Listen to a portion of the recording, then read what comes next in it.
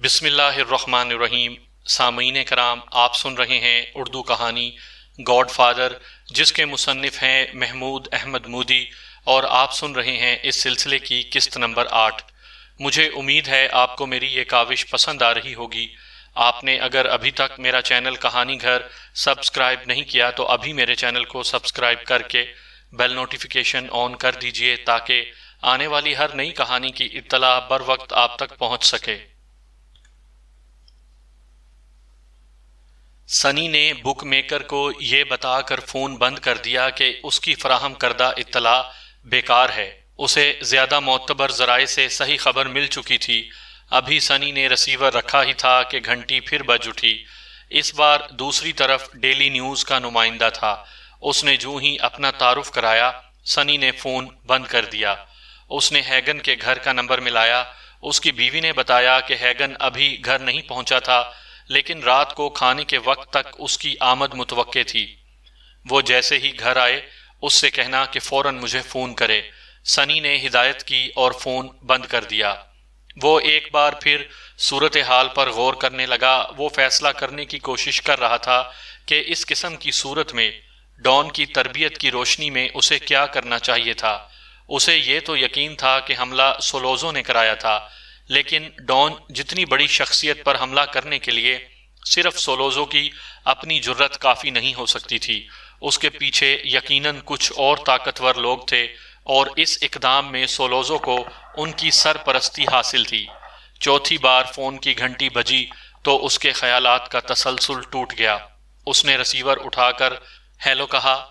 सैनी टीनो कार्लेओन। दूसरी तरफ से किसी ने उसका पूरा नाम लेकर तस्दीक चाही। हाँ, सनी ने जवाब दिया। तब दूसरी तरफ से निहायत नरम लहजे में कहा गया, टॉम हैगन हमारे कब्जे में है। 3 घंटे बाद उसे छोड़ दिया जाएगा। वो तुम्हारे पास हमारी एक तजवीज़, एक कारोबारी पेशकश लेकर आएगा। उस पर ठंडे दिल से गौर करना। उसकी बात सुनने से पहले जल्दबाजी और इश्ताल में कोई कदम ना उठाना। उससे कोई फायदा नहीं, सिर्फ नुकसान ही नुकसान होगा। जो हो चुका उसे बदला नहीं जा सकता। अब हम सबको भी जो फैसला करना होगा बहुत सोच समझ कर, अकल और तहम्मुल से करना होगा। तुम्हारा गुस्सा मशहूर है, लेकिन उस गुस्से को बेलगाम छोड़ देने से कोई फायदा नहीं होगा। बोलने वाले के लहजे में खफीफ सा इस्तेहज़ाइया रंग झलक आया। सनी को शुबा हो रहा था कि वो सोलोज़ो था, जो आवाज बदल कर बोलने की कोशिश कर रहा था। हैगन आकर जो कुछ तुमसे कहेगा, हम उसके जवाब का इंतजार करेंगे। एक लम्हे के तवक्कुफ के बाद दूसरी तरफ से कहा गया और सिलसिला मुनक़ता कर दिया गया। सनी ने घड़ी देखी और एक कागज पर उस कॉल का टाइम नोट कर लिया। उसकी बीवी परेशान होकर एक बार फिर पूछे बगैर नहीं रह सकी, सनी आखिर बात क्या है? किसी ने पापा को गोली मार दी है, वो पुरसकून लहजे में बोला। बीवी की आंखें फैलते और चेहरे पर दहशत के आसार नमूदार होते देखकर वो जल्दी से बोला, परेशान होने की जरूरत नहीं, वो जिंदा हैं और उम्मीद है फिलहाल मजीद कोई बुरी खबर सुनने को नहीं मिलेगी। उसने बीवी को हैगन के अगवा के बारे में नहीं बताया। उसी असना में फोन की घंटी 5वीं मर्तबा बज उठी। सनी ने रिसीवर उठाया। इस बार दूसरी तरफ मेंजा था। जज्बात की शिद्दत के बाइस उसकी आवाज के साथ सांसों की खरखराहट भी सुनाई दे रही थी। क्या तुमने अपने वालिद के बारे में खबर सुन ली? उसने पूछा। हाँ, सनी ने जवाब दिया, लेकिन वो जिंदा हैं। ओह, खुदा का शुक्र है। मेंजा के लहजे में तमानियत आ गई। मैंने तो सुना था कि उन्हें हलाक कर दिया गया है। नहीं, वो जिंदा हैं, सनी ने जवाब दिया। वो मेंजा के लहजे के उतार चढ़ाव पर बहुत तवज्जो दे रहा था। पहले मेंजा की तशवीश और फिर उसकी तमानियत सनी को हकीकी ही महसूस हुई थी, लेकिन फिर भी यकीन से कुछ नहीं कहा जा सकता था। मेंजा जिस किस्म की जिम्मेदारियां अंजाम देता था, उनमें अक्सर अदाकारी की भी जरूरत पड़ती थी, जो वो बड़ी कामयाबी से कर लेता था। सनी इस वक्त नए सिरे से और बहुत सोच विचार के बाद अपने करीबी साथियों के बारे में राय कायम करना चाहता था। तुम्हारे कंधों पर बड़ी भारी जिम्मेदारी आन पड़ी है सनी, मेंजा कह रहा था। मुझे बताओ मैं क्या करूं, मेरे लिए क्या हुक्म है? पापा के घर पहुंचो और गैटो को साथ लेकर आओ, सनी ने हिदायत की। बस, मेंजा ने कदरे हैरत से कहा। تمہارے گھر اور ہسپتال پر نظر رکھنے کے لیے کچھ آدمی نہ بھیجوں؟ نہیں، میں صرف تم سے اور گیٹو سے ملنا چاہتا ہوں، سنی بولا۔ مینزا ایک لمحے خاموش رہا، شاید اس نے سنی کے لہجے میں شک کی پرچھائی محسوس کر لی تھی۔ سنی اس کا یہ تاثر دور کرنے کے لیے جلدی سے بولا، اس واقعے کے وقت گیٹو کہاں تھا؟ وہ کیا کر رہا تھا؟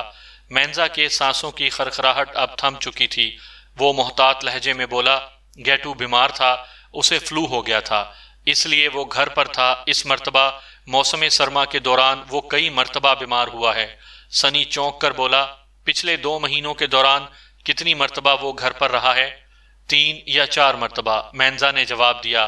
میں نے فریڈ سے کئی مرتبہ پوچھا کہ اگر وہ چاہے تو میں اس کے اور ڈان کے ساتھ رہنے کے لیے کسی دوسرے آدمی کی ڈیوٹی لگا دوں، لیکن فریڈ نے انکار کر دیا۔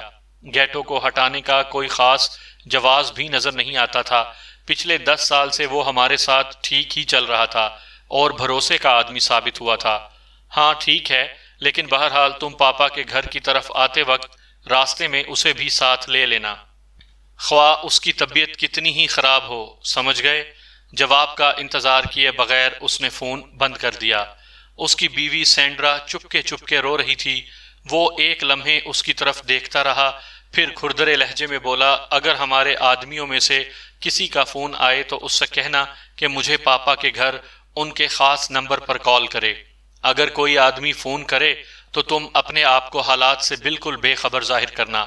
اگر ہیگن کی بیوی کا فون آئے تو اس سے کہنا کہ ہیگن شاید کافی دیر تک گھر نہ پہنچے، وہ ایک ضروری کام سے گیا ہوا ہے، سمجھ گئیں؟ اس کی بیوی نے خاموشی سے اس بات میں سر ہلا دیا۔ وہ ایک لمحے وہیں کھڑا کچھ اور سوچتا رہا، پھر دوبارہ بیوی سے مخاطب ہوا، شاید ہمارے 2-3 آدمی اس گھر میں آ کر قیام کریں۔ سینڈرا کے چہرے پر خوف کے آثار نمودار ہوتے دیکھ کر وہ جلدی سے بولا، تمہیں ڈرنے کی ضرورت نہیں، وہ جس طرح کہیں اس طرح کرنا، ان کے مشوروں اور ہدایات پر عمل کرنا۔ اگر تمہیں مجھ سے بات کرنے کی ضرورت پڑے تو پاپا کے خاص نمبر پر فون کر لینا، لیکن صرف اسی وقت کرنا جب کوئی بہت ضروری بات ہو، اور ہاں، فکر مند یا پریشان ہونے کی ضرورت نہیں۔ وہ گھر سے باہر آ گیا۔ شام کا اندھیرا گہرا ہو گیا تھا اور دسمبر کی سرد ہوا چل رہی تھی۔ سنی کو گھر سے نکل کر سڑک پر قدم رکھتے وقت کوئی خوف محسوس نہیں ہوا۔ چھوٹی سی یہ سڑک گویا ان کے اپنے ہی گھروں کا ایک حصہ تھی۔ یہ سڑک ایک سرے کی طرف سے بند تھی اور دوسرا سرا داخلے کی ایک تنگ راستے کی طرح تھا۔ سڑک پر دونوں طرف نیم دائروں کی صورت میں فیملی ہی کے 8 طویل و عریض حویلی نما مکانات تھے۔ وہ سب کے سب ڈان کارلیون کی ملکیت تھے۔ بیرونی سرے کے دونوں طرف کے 2 مکانوں میں نچلی منزلوں پر فیملی کے لیے کام کرنے والے وہ خاص لوگ رہتے تھے جن کی اپنی کوئی فیملی نہیں تھی۔ بالائی منزلوں پر فیملی والے لوگ رہتے تھے۔ باقی 6 مکانوں میں سے ایک ہیگن اور اس کی فیملی کے لیے مخصوص تھا۔ ایک میں سنی رہتا تھا، ایک میں خود ڈان رہتا تھا۔ اس کا مکان دیگر مکانوں کے مقابلے میں کم نمایاں اور کم پر شکوہ تھا۔ باقی 3 مکان ڈان نے کچھ مصلحتوں کے تحت اپنے بعض ریٹائرڈ دوستوں کو کرائے کے بغیر اس وعدے پر دے رکھے تھے کہ ضرورت کے وقت وہ انہیں فوراً خالی کر دیں گے۔ یوں یہ خاصا بڑا علاقہ گویا ڈان کا اپنا ایک قلعہ، اپنا ایک حفاظتی حصار تھا جس میں گھسنا کوئی آسان کام نہیں تھا۔ ان مکانوں پر فلڈ لائٹس لگی ہوئی تھیں جن کی وجہ سے یہاں رات میں بھی دن کا سا سما رہتا تھا، یہاں کوئی چھپ کر نہیں آ سکتا تھا۔ سنی سڑک عبور کر کے اپنے باپ کے گھر کی طرف چلا گیا۔ گیٹ کے تالے کی ایک چابی اس کے پاس بھی رہتی تھی۔ وہ تالا کھول کر اندر جا پہنچا اور اونچی آواز میں بولا، ماما آپ کہاں ہیں؟ اس کی ماں ایپرن باندھے کچن سے باہر آئی۔ کچن سے کھانا پکنے کی خوشبو آ رہی تھی۔ سنی نے کچھ کہنے سے پہلے ماں کو بازو سے پکڑ کر کچن کے قریب پڑی ہوئی ایک کرسی پر بٹھا دیا۔ پھر وہ اپنے لہجے سے کسی قسم کا ہیجان ظاہر کیے بغیر بولا، کچھ دیر پہلے مجھے فون پر اطلاع ملی ہے کہ پاپا ہسپتال میں ہیں۔ وہ زخمی ہیں لیکن فکر مند ہونے کی کوئی ضرورت نہیں۔ آپ کپڑے تبدیل کر لیں، تیار ہو جائیں، آپ کو ہسپتال جانا ہے۔ میں آپ کے لیے چند منٹ میں گاڑی اور ڈرائیور کو بلوا رہا ہوں، اوکے؟ اس کی ماں ایک لمحے اس کی آنکھوں میں آنکھیں ڈال کر دیکھتی رہی، پھر پرسکون لہجے میں اطالوی میں بولی، کیا اسے کسی نے گولی مار دی ہے؟ سنی نے اثبات میں سر ہلایا۔ اس کی ماں نے ایک لمحے کے لیے افسردہ سے انداز میں سر جھکا لیا، پھر وہ اٹھ کر کچن میں چلی گئی۔ سنی اس کے پیچھے پیچھے تھا۔ اس کی ماں نے چولہا بند کیا اور بیڈ روم میں چلی گئی۔ سنی کو بھوک محسوس ہو رہی تھی۔ اس نے وہیں کھڑے کھڑے ادھ پکے کھانے کے چند نوالے حلق سے اتارے اور اس کمرے میں آ گیا جسے اس کا باپ آفس کے طور پر استعمال کرتا تھا۔ وہاں اس نے ایک مقفل دراز سے اپنے باپ کا خصوصی فون نکالا۔ ڈائریکٹری میں اس فون کا اندراج ایک فرضی نام اور فرضی پتے پر تھا۔ سب سے پہلے اس نے براسی کو فون کیا، لیکن اس کے ہاں کسی نے فون نہیں اٹھایا۔ تب سنی نے ایک اور خاص آدمی کو فون کیا۔ اس کا نام ٹیسو تھا اور وہ بروکلین میں رہتا تھا۔ اس کی حیثیت ڈان کے متبادل سپہ سالار کی سی تھی۔ اصل سپہ سالار تو براسی ہی تھا، لیکن نہ جانے کیا بات تھی کہ اس اہم موقع پر وہ دستیاب نہیں تھا۔ ویسے تو فیملی کے لیے مینزا کے فرائض بھی کچھ اس قسم کے تھے، لیکن فی الحال مینزا سے کوئی اہم کام لینے سے گریز کر رہا تھا۔ سنی نے ٹیسو کو صورتحال سے آگاہ کیا، پھر اسے بھروسے کے 50 آدمیوں کا بندوبست کرنے کی ہدایت کی۔ ان میں سے کچھ کو ہسپتال میں داخل ڈان کے گرد حفاظتی حصار قائم کرنے کے لیے جانا تھا اور کچھ کو لانگ بیچ والے گھروں کی حفاظت کے لیے آنا تھا۔ کیا دشمنوں نے مینزا کو بھی ہلاک کر دیا ہے؟ ٹیسو نے پوچھا۔ نہیں، سنی نے جواب دیا، لیکن میں فی الحال اس کے آدمیوں سے کام نہیں لینا چاہتا، اس لیے میں اس کا ذکر نہیں کر رہا ہوں۔ ٹیسو اس کا مطلب فوراً سمجھ گیا اور ایک لمحے کی خاموشی کے بعد بولا، میں تمہیں وہی نصیحت کرنا چاہوں گا جو ایسے کسی موقع پر تمہارا باپ بھی تمہیں کرتا۔ میں یہ کہنا چاہتا ہوں کہ نتائج اخذ کرنے میں جلد بازی نہ کرنا۔ مجھے یقین ہے کہ مینزا غدار نہیں ہو سکتا، وہ ہمیں دھوکہ نہیں دے سکتا۔ نصیحت کا شکریہ، سنی بولا۔ خیال تو میرا بھی یہی ہے، لیکن میں صرف احتیاط برت رہا ہوں۔ اور ہاں، میرا سب سے چھوٹا بھائی مائیکل نیو ہیمپشائر کے قصبے بینوور میں کالج میں پڑھتا ہے اور ہاسٹل میں رہتا ہے۔ کچھ آدمی اسے حفاظت سے لانے کے لیے بھیج دو، کہیں یہ آگ زیادہ دور تک نہ پھیل جائے۔ میں مائیکل کو فون کر کے بتا دوں گا کہ ہمارے آدمی اسے لینے آئیں گے تاکہ وہ انہیں دیکھ کر پریشان نہ ہو جائے۔ میں ہر پہلو سے محتاط رہنے کی کوشش کر رہا ہوں۔ بالکل ٹھیک ہے، کوئی فکر نہ کرو، میں تمام انتظامات کرتے ہی تمہارے پاپا والے گھر پر پہنچ رہا ہوں۔ میرے آدمیوں کو تو تم پہچان ہی لوگے۔ ہاں، سنی نے جواب دیا اور فون بند کر دیا۔ پھر اس نے ایک اور مقفل دراز سے چمڑے کی نیلی جلد والی ایک نوٹ بک نکالی۔ یہ ایک خاص نوٹ بک تھی۔ اس میں ان تمام افراد کے نام اور فون نمبرز درج تھے جنہیں کسی مخصوص تاریخ پر فیملی کی طرف سے کوئی مخصوص رقم نذرانے کے طور پر جاتی تھی، اور وہ ضرورت پڑنے پر اپنے کام اور شعبے کی مناسبت سے فیملی سے تعاون کرتے تھے۔ اس میں حروف تہجی کی مناسبت سے ترتیب وار نام درج تھے۔ سنی اس نوٹ بک کے صفحات پلٹتا رہا اور پھر فیرل نام پر اس کی نظر رک گئی۔ اس نام کے آگے جو اندراجات تھے ان سے ظاہر ہوتا تھا کہ اسے ہر کرسمس کی شام $5000 بھیجے جاتے تھے۔ سنی نے اس کا نمبر ملایا اور رابطہ ہونے پر بولا، فیرل، میں سنی کارلیون بول رہا ہوں۔ مجھے تمہاری تھوڑی سی مدد کی ضرورت ہے۔ معاملہ بہت اہم ہے۔ میں تمہیں 2 فون نمبر دے رہا ہوں۔ مجھے ریکارڈ چیک کر کے بتاؤ کہ پچھلے 3 مہینوں کے دوران ان نمبروں پر کہاں کہاں سے کالز آئی ہیں اور کہاں کہاں کالز گئی ہیں۔ اس نے فیرل کو مینزا اور گیٹو کے فون نمبر نوٹ کرائے، پھر کہا، یہ کام اگر آج آدھی رات سے پہلے پہلے ہو جائے تو کرسمس کی شام تمہیں مزید ایک بونس بھی ملے گا۔ اس کے بعد اس نے براسی سے رابطہ کرنے کی ایک اور کوشش کی، لیکن اس بار پھر بھی دوسری طرف سے کسی نے فون نہیں اٹھایا۔ اب اسے براسی کے بارے میں تشویش ہونے لگی۔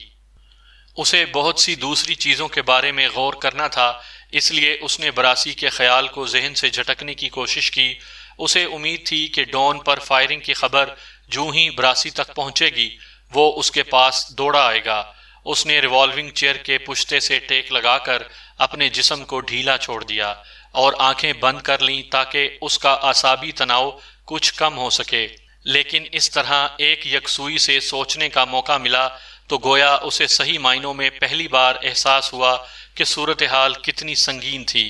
اسے معلوم تھا کہ 1 گھنٹے کے اندر اندر گھر فیملی کے لوگوں سے بھر جائے گا اور اسے ان سب کو بتانا پڑے گا کہ کسے کیا کرنا ہے۔ پچھلے 10 سال سکون سے گزرنے کے بعد ایک بار پھر فیملی کو ایک سنگین چیلنج کا سامنا تھا، ایک بار پھر فیملی کی طاقت کو للکارا گیا تھا۔ نیو یارک میں ان جیسی 5 طاقتور فیملیز تھیں اور ان میں سے کم از کم کسی ایک کی پشت پناہی کے بغیر سولوزو اتنا بڑا قدم اٹھانے کی جرت نہیں کر سکتا تھا، اور وہ ٹیٹیگلیا فیملی ہی ہو سکتی تھی۔ اس کا مطلب تھا کہ دونوں فیملیز کے درمیان پورے وسائل اور پوری طاقت کے ساتھ جنگ شروع ہوتی، یا پھر سولوزو کی تجویز کردہ شرائط پر کوئی معاہدہ کیا جاتا۔ سنی صفاکارانہ انداز میں مسکرایا۔ مکار سولوزو نے کاری وار کیا تھا، لیکن اس کی بدقسمتی تھی کہ ڈون ہلاک نہیں ہوا تھا۔ سولوزو اور اس کی پشت پناہی کرنے والوں سے نمٹنے کے لیے تو براسی ہی کافی تھا، لیکن تشویش کی بات یہی تھی کہ براسی کہاں تھا؟ یہ سوال ایک بار پھر سنی کے ذہن میں گویا ڈنک مارنے لگا۔ ہیگن کو جس گاڑی میں بٹھایا گیا تھا اس میں اس کے ساتھ ڈرائیور سمیت 4 آدمی تھے۔ اسے پچھلی سیٹ پر ان دونوں افراد کے درمیان بٹھایا گیا تھا جو فٹ پاتھ پر اس کے عقب میں آن کھڑے ہوئے تھے۔ سولوزو اگلی سیٹ پر ڈرائیور کے ساتھ بیٹھا تھا۔ ہیگن کے دائیں طرف بیٹھے ہوئے آدمی نے ہاتھ بڑھا کر ہیگن کا ہیڈ اس کے چہرے پر اس طرح جھکا دیا کہ وہ راستے نہ دیکھ سکے۔ اس کے ساتھ ہی اس نے اسے خبردار بھی کر دیا کہ اپنے جسم کے کسی حصے کو جنبش نہ دینا۔ سفر زیادہ طویل نہیں تھا، صرف 20 منٹ بعد گاڑی ایک جگہ جا رکی۔ ہیگن کو جب گاڑی سے اتارا گیا تو وہ اس علاقے کو پہچان نہیں سکا کیونکہ اندھیرا گہرا ہو چکا تھا۔ وہ لوگ اسے تہہ خانہ میں واقع ایک اپارٹمنٹ میں لے گئے اور اسے ایک غیر آرام دہ ڈائننگ چیئر پر بٹھا دیا گیا۔ سولوزو اس کے مقابل کچن ٹیبل کے دوسری طرف بیٹھ گیا۔ اس کا چہرہ اس وقت کسی گدھ سے مشابہ دکھائی دے رہا تھا۔ تمہیں خوف زدہ ہونے کی ضرورت نہیں، وہ بولا۔ مجھے معلوم ہے تم فیملی کے لیے لڑنے والے لوگوں میں سے نہیں ہو، بلکہ ان کے لیے صرف ذہنی، زبانی اور دفتری طور پر خدمات انجام دیتے ہو۔ میں تم سے صرف رابطے کے آدمی والا کام لینا چاہتا ہوں۔ میں چاہتا ہوں تم ان کا بھی کچھ بھلا کر دو اور میرا بھی۔ ہیگن نے ایک سگریٹ سلگا کر اپنے ہونٹوں میں دبا لی۔ اس کے ہاتھوں میں خفیف سی لرزش تھی۔ اسے چینی کے ایک کپ میں ڈرنک دی گئی جس سے اس کے اعصاب کچھ قابو میں آئے۔ تمہارا باس مر چکا ہے، سولوزو نے سلسلہ کلام جوڑا۔ میرے آدمیوں نے اسے اس کے آفس کے سامنے سڑک پر مار دیا ہے۔ یہ خبر ملتے ہی میں نے تمہیں اٹھوا لیا۔ اب تمہیں میرے اور سنی کارلیون کے درمیان جنگ چھڑنے سے روکنی ہے، ورنہ ظاہر ہے دونوں فریقوں کو نقصان کے سوا کچھ حاصل نہیں ہوگا۔ ہیگن نے کوئی جواب نہ دیا۔ وہ اس وقت جس صدمے سے دوچار تھا اس کی شدت پر خود بھی حیران تھا۔ اس کا یہ صدمہ موت کے خوف پر بھی غالب آ گیا تھا۔ اسے لگ رہا تھا کہ تپتے صحرا میں اس کے سر سے کوئی سائبان ہٹ گیا تھا اور وہ دنیا میں تنہا رہ گیا تھا۔ سولوزو نے ایک بار پھر بولنا شروع کر دیا۔ میں جب ہیروئن کے دھندے میں شراکت کی تجویز لے کر ڈان کے پاس گیا تھا تو سنی نے اس میں زبردست دلچسپی لی تھی، اور یہ اس کی عقل مندی تھی، کیونکہ ہیروئن آنے والے زمانے کی چیز ہے۔ جو لوگ آج اس کام میں ہاتھ ڈالیں گے کل وہی سب سے زیادہ فائدے میں رہیں گے۔ اس میں اتنی دولت ہے کہ اس کا کاروبار کرنے والے 2 سال کے اندر اندر نہ جانے کہاں سے کہاں ہوں گے۔ ڈان پرانے زمانے کا، پرانے خیالات کا آدمی تھا۔ اس کا دور گزر چکا تھا، لیکن ابھی اسے خود اس بات کا احساس نہیں ہو سکا تھا۔ اب وہ اس دنیا سے جا چکا ہے اور کوئی طاقت اسے واپس نہیں لا سکتی۔ تمہیں سنی کو اس بات کے لیے قائل کرنا ہے کہ اب اس موضوع پر لڑتے رہنا اور خون ریزی کے ذریعے اپنی طاقت ضائع کرتے رہنا حماقت کے سوا کچھ نہیں۔ میں اب سنی کو نئے سرے سے معاہدے کی پیشکش کرنا چاہتا ہوں، اور میری خواہش ہے کہ تم اسے اس معاہدے کو قبول کرنے پر تیار کرو۔ ہیگن بولا، تمہاری یہ کوشش فضول ہے۔ تم نے جو کچھ کیا ہے اس کے جواب میں سنی اپنی پوری طاقت جمع کر کے تم پر حملہ کرے گا۔ سولوزو بےتابی سے بولا، یہ اس کا ابتدائی رد عمل ہوگا۔ اسی معاملے میں تم اسے سمجھانے کی کوشش کرو گے، تم اسے حقیقت پسندانہ انداز میں سوچنے پر آمادہ کرو گے۔ ٹیٹیگلیا فیملی اپنی پوری طاقت اور وسائل کے ساتھ میری پشت پناہی کر رہی ہے۔ نیو یارک کی اس طرح کی دوسری تمام فیملیز بھی اس بات کی حامی ہوں گی اور اس کے لیے پوری عملی کوشش کریں گی کہ ہمارے درمیان بڑے پیمانے پر لڑائی نہ چھڑنے پائے، کیونکہ ہماری لڑائی سے ان کے مفادات اور کاروبار کو بھی نقصان پہنچے گا۔ اگر سنی میری پیشکش قبول کر لے گا تو کوئی ہماری طرف توجہ نہیں دے گا، حتیٰ کہ ڈان کے پرانے دوست بھی اس معاملے سے لا تعلق رہیں گے اور سب امن و امان سے اپنے اپنے کام دھندوں میں لگے رہیں گے۔ ہیگن سر جھکائے اپنے دونوں ہاتھ پھیلائے انہیں گھورتا رہا۔ اس بار اس نے کوئی جواب نہیں دیا۔ سولوزو نے گویا اسے قائل کرنے کی کوشش جاری رکھی۔ ڈان اب سٹھیا گیا تھا اور غلطیاں کرنے لگا تھا۔ اب تم یہی دیکھ لو کہ میں نے کتنی آسانی سے اسے مروا دیا۔ ماضی میں شاید یہ ممکن نہ ہوتا۔ دوسری فیملیز نے اب اس پر اعتماد کرنا اور اس کی پرواہ کرنی چھوڑ دی تھی۔ اس کی ایک وجہ یہ بھی تھی کہ اس نے قوم پرستی اور وطن پرستی کے پرانے اصولوں کو بھی چھوڑنا شروع کر دیا تھا۔ اس نے تمہیں اپنا وکیل بنا دیا جبکہ تم سسلی تو کیا اطالوی بھی نہیں ہو۔ اگر ہمارے درمیان پورے وسائل کے ساتھ جنگ چھڑ گئی تو کارلیون فیملی کچلی جائے گی، جس سے مجھ سمیت سب کا نقصان ہوگا۔ مجھے رقم سے بھی زیادہ ان لوگوں کے سیاسی اثر و رسوخ کی ضرورت ہے، اس لیے تم سنی سے بات کرو، اسے اچھی طرح سمجھاؤ۔ اس طرح ہم بہت ساری غیر ضروری خون ریزی سے بچ سکتے ہیں۔ میں اپنی سی کوشش کروں گا، آخر ہیگن نے جواب دیا۔ لیکن میں یہ یقین سے نہیں کہہ سکتا۔ سنی غصے کا بہت تیز اور ٹیڑھے دماغ کا آدمی ہے، اور اس سے بھی زیادہ تمہیں براسی کی فکر کرنی چاہیے۔ اگر میں تمہاری جگہ ہوتا تو سنی سے پہلے براسی کے بارے میں تشویش زدہ ہوتا۔ براسی کا مسئلہ مجھ پر چھوڑ دو، سولوزو اطمینان سے بولا۔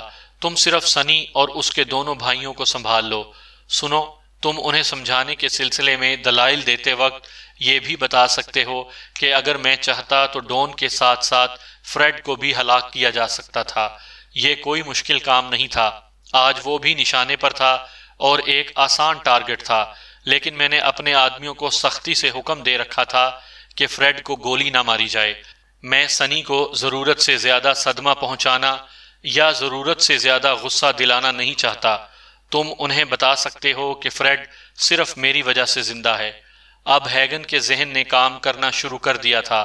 اسے کچھ یقین سا ہو گیا تھا کہ سولوزو اسے ہلاک کرنا یا یرغمال بنانا نہیں چاہتا۔ اس احساس سے اس کا وہ خوف دور ہو گیا تھا جس نے اب تک اس کے دل، دماغ اور اعصاب کو جکڑ رکھا تھا۔ اسے یہ سوچ کر شرم بھی محسوس ہوئی کہ موت کا خوف اس پر اس حد تک غالب آ گیا تھا۔ سولوزو گہری نظروں سے اس کا جائزہ لے رہا تھا۔ وہ گویا اس کی کیفیت اور اس کے احساسات کو سمجھ رہا تھا۔ ہیگن نے اس کی باتوں پر غور کرنا شروع کیا۔ سولوزو یقیناً ایک وکیل، ایک لائق اور قابل آدمی اور فیملی سے تعلق رکھنے والے ایک ذمہ دار شخص کی حیثیت سے اس پر یہ توقع کر رہا تھا کہ وہ اس کے موقف کو اچھے اور متاثر کن انداز میں سنی کے سامنے پیش کر سکے گا اور شاید اسے قائل کر سکے گا۔ اب غور و خوض کرتے وقت ہیگن کو احساس ہوا کہ اس کی توقعات کچھ غلط بھی نہیں تھیں، اور اس کا موقف بھی اس قابل تھا کہ اس پر توجہ دی جاتی۔ کارلیون اور ٹیٹیگلیا فیملی کے درمیان جنگ کو بہرحال روکنا ہی سب کے مفاد میں تھا۔ اس متوقع جنگ سے ہر حال میں گریز ضروری تھا۔ ڈان اگر مر چکا تھا تو اب کارلیون فیملی کو اس صدمے کو برداشت کر لینا چاہیے تھا اور بہت سے مزید صدمات کو دعوت نہیں دینی چاہیے تھی۔ کم از کم فی الحال انہیں سولوزو کی پیشکش قبول کر لینی چاہیے تھی۔ بعد میں اگر وہ ضروری سمجھتے تو کوئی مناسب موقع دیکھ کر سولوزو کو اس کے کیے کی سزا دے سکتے تھے۔ ہیگن نے سر اٹھایا تو اسے یوں لگا جیسے سولوزو اس کے یہ خیالات بھی پڑھ رہا تھا۔ وہ مسکرا رہا تھا۔ اسی لمحے ایک اور خیال بھی ہیگن کے ذہن میں بجلی کے کوندے کی طرح لپکا۔ آخر سولوزو براسی کے بارے میں کیوں فکر مند نہیں تھا؟ وہ اس طرح سے اتنا بے پرواہ کیوں دکھائی دے رہا تھا؟ جبکہ براسی سے اس جیسے آدمی کو بھی بہرحال خوف زدہ ہونا چاہیے تھا۔ براسی کوئی معمولی آدمی یا نچلے درجے کا بدماش نہیں تھا۔ وہ ایک ایسا آدمی تھا جس کا صرف نام سن کر بدماشوں کی رگوں میں بھی لہو سرد ہونے لگتا تھا۔ کہیں براسی بک تو نہیں گیا تھا؟ کہیں اس نے ان لوگوں کے ساتھ کوئی سمجھوتا تو نہیں کر لیا تھا؟ بہرحال یہ وقت اس قسم کے موموں پر غور کرنے کا نہیں تھا۔ اسے جلد از جلد کارلیون فیملی کے محفوظ قلعے میں واپس پہنچنے کی کوشش کرنی چاہیے تھی۔ میں اپنی سی پوری کوشش کروں گا، وہ سولوزو سے مخاطب ہوا۔ میرا خیال ہے تم ٹھیک کہہ رہے ہو، تمہاری بات میں وزن اور معقولیت ہے۔ شاید ڈون کی روح بھی یہی چاہ رہی ہوگی کہ ہم تمہاری تجویز پر عمل کریں۔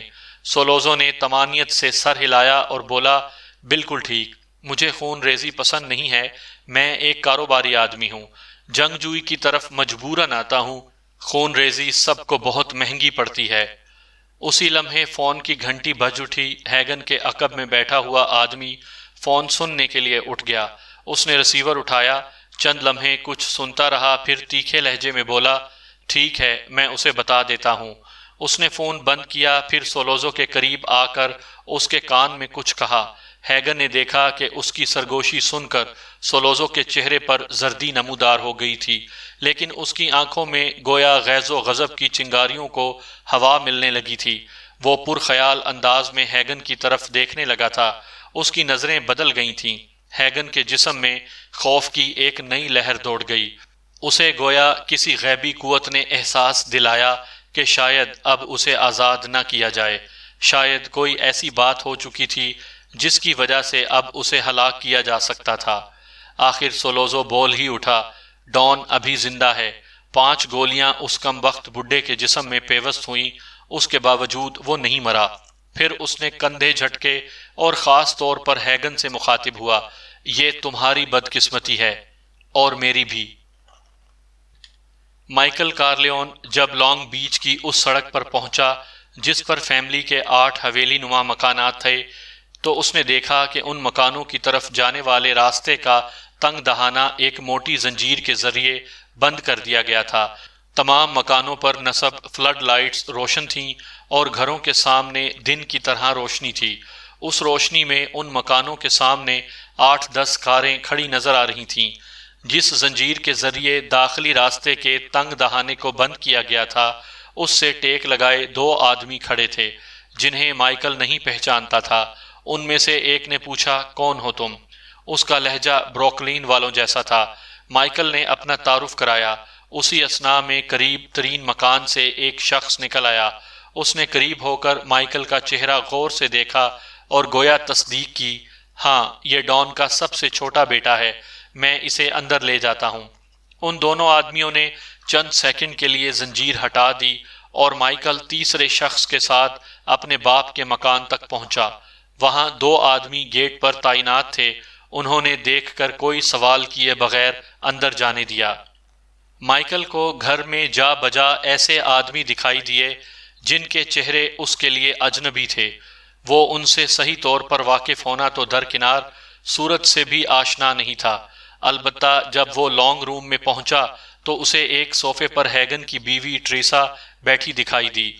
وہ مضطربانہ انداز میں سگریٹ پی رہی تھی۔ صوفے کے دوسرے سرے پر بھاری بھرکم مینزا بیٹھا تھا۔ اس کے چہرے سے کسی قسم کے تاثرات کا اظہار نہیں ہو رہا تھا، تاہم اس کی پیشانی اور رخساروں پر پسینہ تھا اور وہ ایک سگار کے کش لے رہا تھا۔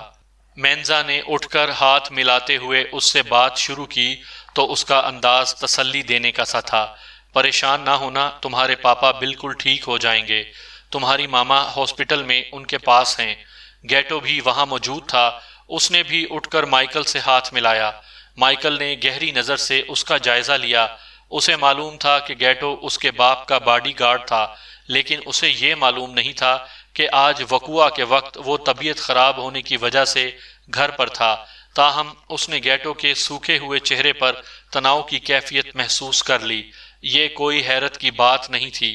گیٹو کے بارے میں تاثر یہی تھا کہ وہ انتہائی پھرتیلا، مستعد اور ذمہ دار آدمی تھا۔ اگر کوئی مشکل کام بھی اس کے ذمے لگایا جاتا تھا تو وہ آسانی سے انجام دیتا تھا اور اس میں کوئی پیچیدگی پیدا نہیں ہونے دیتا تھا۔ لیکن آج وہ اپنا اہم ترین فریضہ انجام دینے میں ناکام رہا تھا۔ چنانچہ اگر اس کے چہرے سے اضطراب اور تناؤ عیاں تھا تو یہ کوئی تعجب کی بات نہیں تھی۔ مائیکل کو طویل و عریض کمرے میں اور بھی کئی افراد نظر آئے، مگر وہ انہیں نہیں پہچانتا تھا۔ وہ مینزا کے آدمی نہیں تھے۔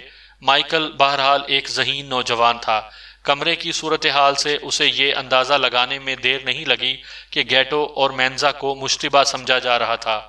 مائیکل یہی سمجھ رہا تھا کہ گیٹو جائے واردات پر موجود رہا ہوگا، اس لیے اس نے گیٹو سے پوچھا، فریڈ کی حالت کیسی ہے، وہ ٹھیک تو ہے نا؟ گیٹو کے بجائے مینزا نے جواب دیا، ڈاکٹر نے اسے انجیکشن لگایا ہے، وہ سو رہا ہے۔